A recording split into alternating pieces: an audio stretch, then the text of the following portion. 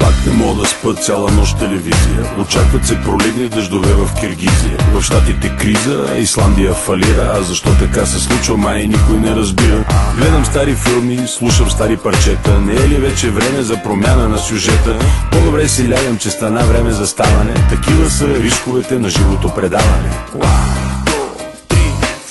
Не се бавите с нас, защото който ни закача, после не успява да се върне в матча. Скапана държава, некадърни политици, на сериозно са се взели и не понасят базици. Отпуснали са задници в тежки кресла.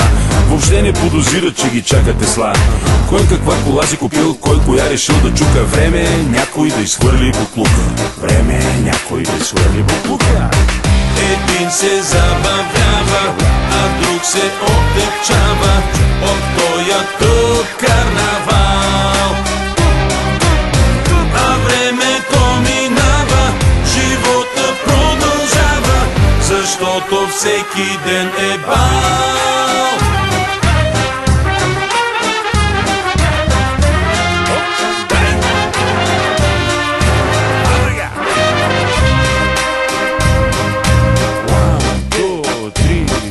Навсекъде е пълно с хора жадни за слава. Готови са на всичко, а дали си заслужава.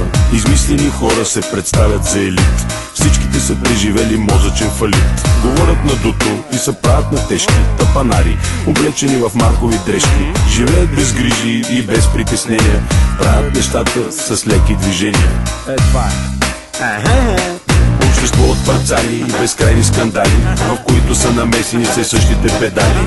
Няма край в този шибан светски живот, в който звезда става всеки идиот. И няма да престанат да се правят на важни, и няма да престанат да играят на влажни. Но на никой не му дреме и на никой не му пука. Време е някой да изхвърли буклука. Идва той да че изхвърли буклука. Един се забавлява, а друг се отекчава от тоя тук карнавал.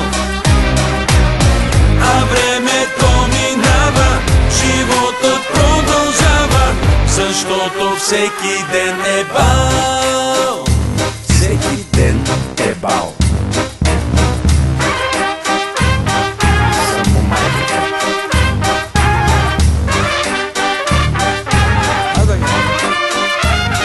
Bulgarian show.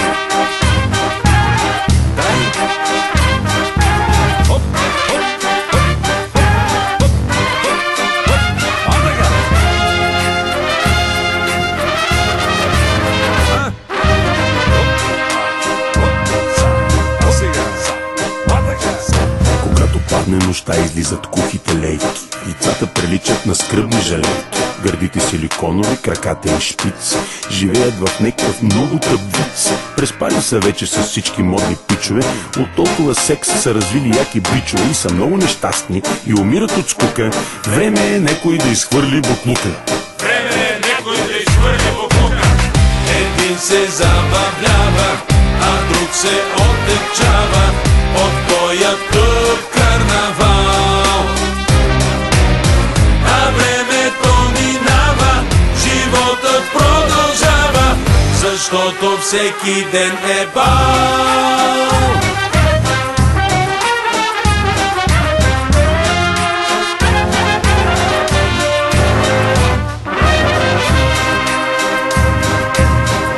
Край.